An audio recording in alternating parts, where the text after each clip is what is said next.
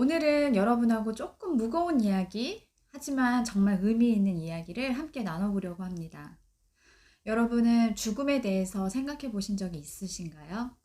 우리가 자주 들려오는 누가 아이를 낳았대, 뭐 이런 이야기를 들으면 굉장히 뭔가 시작되는 것 같고, 새 생명이 이 세상에 태어났으니까 너무 축하할 일이고, 환생의 소식은 참 반가운 소식인데, 또 이렇게 가끔 들려오는 이 죽음의 소식들은 참 우리를 슬프게도 만들고 우리를 좀 숙연하게 만들기도 합니다.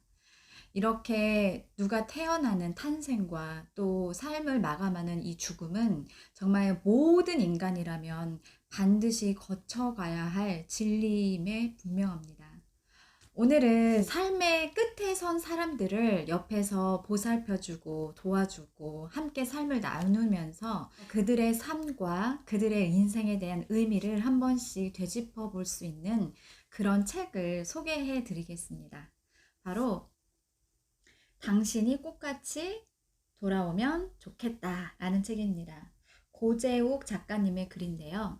이 작가님은 젊었던 시절에 사업의 실패로 인해서 죽음의 문턱까지 갔다 왔다가 치매 노인들을 보살펴주는 요양원에서 그 요양원으로 일을 하면서 겪게 된 많은 에피소드들을 이 책에다 담아놨거든요. 그래서 당신이 꽃같이 돌아오면 좋겠다. 저는 이 책을 읽으면서 그 한 사람 한 사람의 그 인생이 얼마나 정말 의미가 있고 배울 것이 굉장히 많다라는 것을 알게 됐고요. 이분들이 지금은 대부분의 분들은 하늘의 별이 돼서 이 세상에 없지만 또 이렇게 글로 남겨진 그분들의 삶을 통해서 우리가 지금 이 세상을 살아가면서 좀 더 의미 있고 좀 더 후회하지 않는 삶을 한번 배워보는 건 어떨까 하는 마음으로 함께 이야기 나눠보려고 합니다. 이 책에 등장하는 주인공들은 많은 분들이 있습니다. 그 치매라는 병을 앓고 그 요양원이라는 어떻게 보면은 내 삶의 마지막 공간인 곳으로 그 노인들이 와서 겪는 모든 생활들을 작가님이 직접 요양을 하시면서 그분들의 삶을 이렇게 글로 남겨놓았는데요. 첫 번째로 나눠볼 할아버지의 이야기입니다. 이 할아버지는요, 전쟁 당시에 백발백중이라는 그 별명을 가진 아주 명사수셨다고 합니다. 우리나라의 그 6.25 전쟁 때 참 많은 분들이 참전하셨고, 그리고 그 중에서도 아직도 살아계신 분들이 있으시죠. 이 할아버지는 그때 당시 백발백중, 즉 명사수의 명예를 가지고 계신 분인데요. 할아버지하고 이 작가가 이야기하고 있을 때 할아버지께서 지팡이를 가슴까지 올리고 총을 겨누는 자세를 취했대요. 그런 자세를 취한다는 것은 나 정말 안 먹어 이런 뜻이래요. 그런데 앞만 봐도 백발백중이라던 할아버지의 총구가 내 쪽을 한참 벗어나 있는 거예요. 그래서 이 작가가 이렇게 얘기합니다. 에이 할아버지 그렇게 겨누시면 제가 맞기나 하겠어요? 백발백중이라 하시더니 순 엉터리네요. 할아버지의 주름살이 동그랗게 웃으며 할아버지가 말씀하십니다. 다 같은 조선 사람끼리 총을 제대로 쏘면 죽을 텐데 어떻게 맞히나? 사람 없는 땅에다 쏘는 거지. 백발백중으로 땅에다가. 할아버지의 백발백중은 사람을 죽이는 것이 아니라 사람을 살리기 위한 백발백중이었다는 것을. 그것이 이 백발백중 할아버지의 비밀스러운 사격 방법이었던 거죠. 진짜 백발백중이라고 그래서 정말 잘 사람을 쏘는 그런 할아버지셨나 보다 했어요. 그런데 어떻게 내가 내 같은 민족인 사람들에게 백발백중을 하겠냐고. 이 얘기를 듣는데 그때 당시에 그 전쟁에 대한 씁쓸함 그리고 그때 비극이 생각이 나면서 정말 그곳에 참전해서 싸움을 했던 그 많은 군인들이 내 민족끼리 서로 그 죽이고 싸워야 되는 그 가운데서 얼마나 많은 고통과 딜레마를 겪었을까. 또 가슴 한켠이 너무 짠하고 이렇게 사랑이 느껴지고 정이 느껴지는 그런 장면이었습니다. 이것도 한 할아버지의 이야기입니다. 이제 나이가 많이 드셔서 허리도 구부러지고 걷는 것도 거동이 그렇게 썩 좋지 않고 마치 펭귄이 걸어 다니는 것처럼 뒤뚱뒤뚱 걷는다고 그래서 요양원에 있는 사람들이 이 할아버지를 펭귄 같다고 놀려대곤 하였다고 합니다. 근데 이 할아버지에게는 정말 큰 자랑거리가 하나가 있는데요. 그것은 바로 그분의 아들입니다. 아내가 아들을 낳다가 죽은 이후로 아들을 홀로 잘 키웠다고 합니다. 그래서 이 할아버지는 이 아들과 그리고 또 그 아들이 낳은 그 두 손자가 이 할아버지의 가장 큰 행복이고, 그리고 그들에 대한 이야기를 할 때 할아버지의 얼굴에서는 빛이 나는 것 같다고 이 작가가 이야기를 합니다. 이 할아버지는 항상 요양원의 그 출입문 앞에 항상 앉아 계신데요. 문을 계속 뚫어지게 보시는 거예요. 그리고 누가 이렇게 문을 이렇게 누르는 삑삑삑삑 이렇게 그 비밀번호를 누르는 소리가 나면 할아버지는 그 몸을 이렇게 일으키기도 어렵고 걷기도 좀 어려우신 분인데 두 손을 양 무릎으로 이렇게 탁 집으면서 이런 소리를 내면서 이제 일어나시는 거예요. 이런 거를 매일매일 반복을 하는 거죠. 이 할아버지는 그렇게 거동도 불편하고 앉고 일어나는 것도 너무너무 힘든데 왜 그렇게 출입구에 앉아서 계셨던 걸까요? 자기의 평생 보물같이 지켜왔던 아들이 자기를 보러 오는 건 아닌가 기다리고 있었던 것입니다. 아들이 나를 보러 오지 않을까라는 희망으로 그 자리를 지키고 있으셨던 것 같아요. 정말 그런 거 있잖아요. 이렇게 장애간 엄마를 그 집 앞에서 아니면은 일 나간 엄마나 아빠를 기다리고 있는 그런 아이의 모습처럼 이 할아버지의 모습에서도 그 내가 너무 그리워하는 그 사람, 사랑하는 그 사람을 기다리는 그 모습이 전해지는 것 같아서 읽는 내내 눈물이 계속 나더라고요. 이 할아버지 역시 치매 노인입니다. 치매를 앓고 있기 때문에 사실 이곳에 함께 있는 직원들의 얼굴조차 다 제대로 알아보지 못하고 있었다고 해요. 하지만 이 할아버지에게 분명한 것은 이 할아버지의 아들입니다. 아들과 이 아들의 낳은 또 그 손주들, 그것에 대한 기억은 어느 누구보다도 생생하고 아주 잘 얘기할 수 있는 그런 할아버지죠. 치매 요양원에 계신 노인분들의 공통점이 있다면 많은 기억들을 잃어버렸어도 그분들이 반드시 하나쯤은 꼭 기억하는 그 기억이 있더라고요. 그래서 그 기억들의 공통점은 사랑이라는 것이 그분들의 중심이 있다라는 것입니다. 정말 인간이 이 세상에 탄생하고 죽는 그 순간까지도 우리 인간을 정말 끝까지 붙들고 있는 것은 그 사람에게 있는 사랑이 아닌가 싶습니다.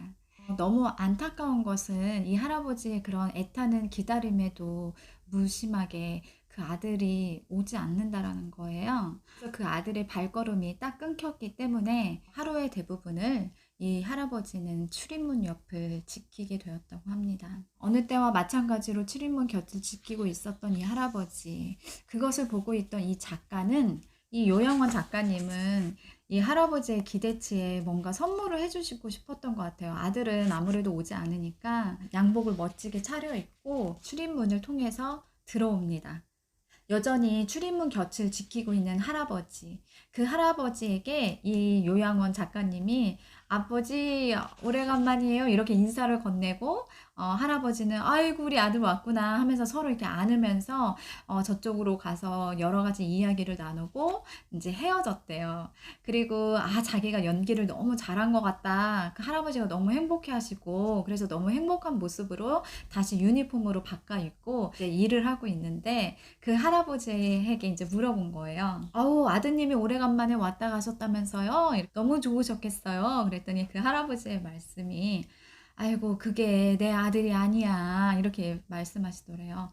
이 작가님은 너무 당황을 했죠. 그 노인은 잠시 허공을 바라보다 싱긋 웃으며 말씀하십니다. 젊은 사람이 안 됐잖아. 무슨 병이 들었는지 제 아비 얼굴도 잊고서 나를 아버지로 알고 그리 좋아하는데 그런 사람한테 나는 네 아버지가 아니다 이렇게 할 수 있겠나? 그치만 나도 모처럼 우리 아들이 온 것처럼 너무 좋았구만 이렇게 얘기하시고 자기가 꾸몄던 일이 완벽하게 실패로 돌아갔다라는 것을 그다음 나눌 이야기도 제가 읽으면서 정말 너무 감동받고 너무 눈물이 많이 났던 그런 장면 중에 하나입니다.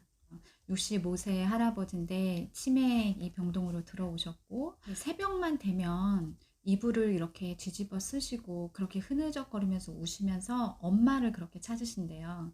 5세 정도의 수준이라고 합니다.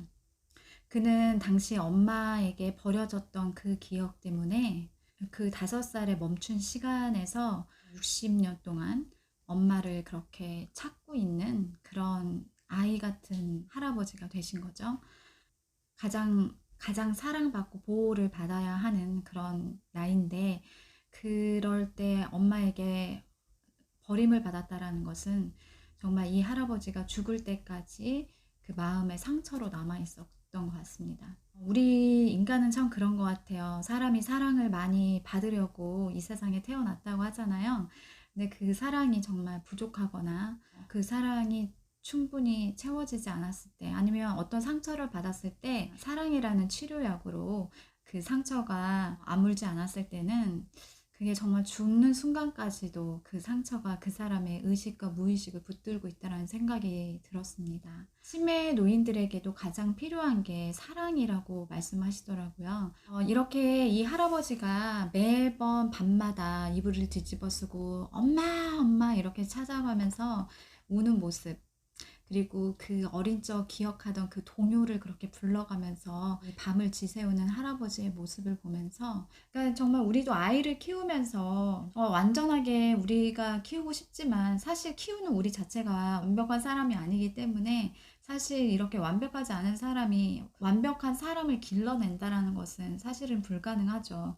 하지만 그 불가능을 우리가 뛰어넘을 수 있는 것은 아이들에게 매 순간 줄 수 있는 사랑밖에 없는 것 같아요. 그래서 정말 이 책을 읽으면서도 그 계속 생각나는 단어는 사랑밖에 없더라고요. 그래서 아이들에게도, 내 가족에게도, 내 이웃에게도, 내 부모님에게도 사랑을 계속 전해야 되겠다라는 그런 마음이 계속 들면서 읽게 되는 그런 책이었습니다. 우리가 매 순간 살면서 정말 삶의 마지막을 알 수 있다면 얼마나 좋겠습니까? 내 삶의 마지막이 언제쯤일 거야, 이거를 알면 정말 우리가 하루하루를 살 때 헛되게 보낼 수도 없고, 사랑을 정말 마음껏 베풀면서 살려고 노력할 것 같다는 생각이 들더라고요. 오늘을 살아가는 우리의 자세가 조금씩 바뀔 수도 있다는 생각이 많이 들더라고요. 삶의 마지막 시간을 알고 있다면 하루하루 두려움에 떨며 그 시간을 기다리게 될까? 아마도 그렇지는 않을 것 같다. 오히려 흘러가는 시간이 너무 아까워서 단 하루도 허투루 보내지 않기 위해 더 노력하며 살지 않을까? 삶의 마지막 시간은 반드시 온다. 누구에게나. 이 할아버지 같은 경우는요, 정말 열심히 살아오셨대요. 최고 위급의 공무원을 지내다가 정년퇴직도 하셨고, 그리고 남아있는 생을 자연이 있는 좀 쉴 수 있는 곳에서 살고 싶으셔서 전원주택을 멋있게 지어서 부인과 함께 그 전원주택에서 살고 계셨다고 합니다. 그 할머니에 따르면 이 할아버지는 평생 5시간 이상을 자본 적이 없이 그렇게 열심히 인생을 사셨다고 합니다. 그리고 지독한 공부벌레셨대요. 그리고 3개 국어를 하실 수 있을 정도로 아주 인텔리한 할아버지셨다고 합니다. 하지만 바람이 어디에서 불어오고 어디로 가는지 알 수 없듯이 우리의 인생도 마찬가지죠. 언제 왔다가 언제 갈지 알 수 없죠. 이 할아버지도 그렇게 여러 가지 꽃들도 심으면서 얼마나 그 평화롭고 좋은 나머지 여생을 보낼 생각에 들떠 계셨을까요? 하지만 그 행복이 오래 가지 않아서 할아버지는 치매 진단을 받게 되셨다고 합니다.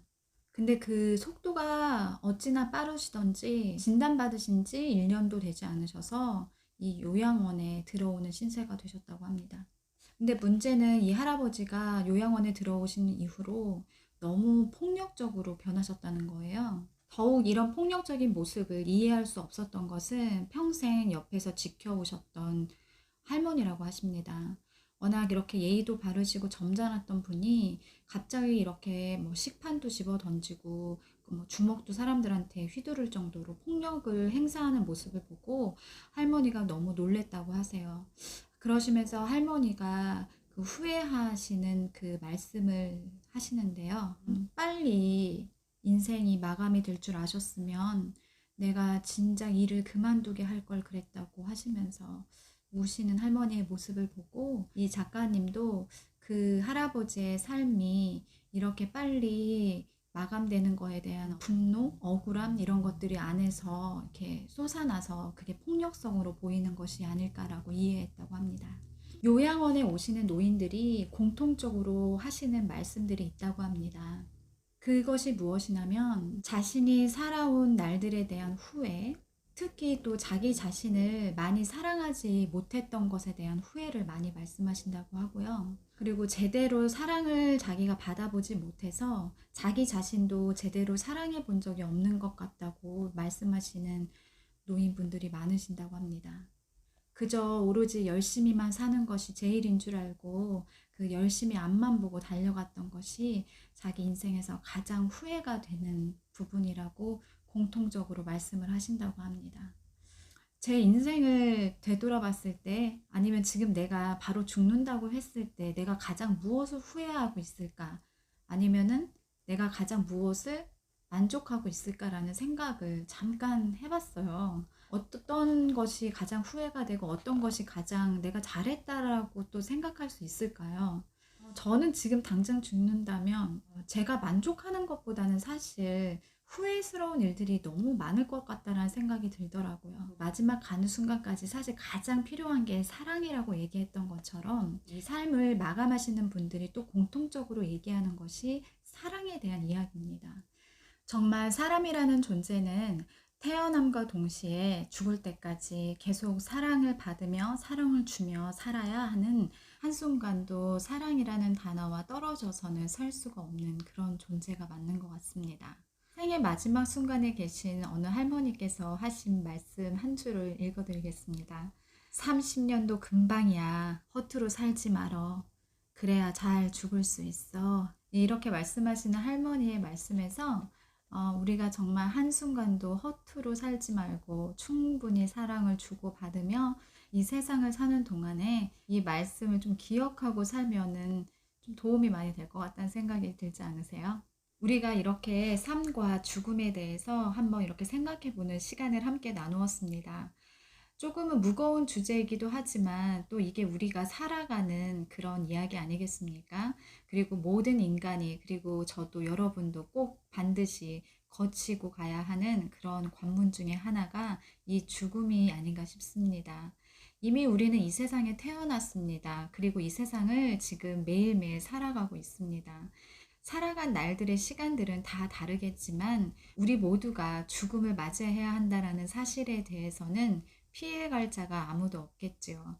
우리에게 그 죽음의 날이 언제일지는 알 수가 없지만 그 날을 준비하는 자세로 오늘을 산다면 마지막 순간까지 그래도 내 삶을 잘 돌아볼 수 있는 그런 날을 꿈꾸게 될 수 있을 거라고 생각이 듭니다. 그리고 또 우리가 지금 우리의 삶을 대하는 태도 또한 겸손해질 거라는 생각이 듭니다.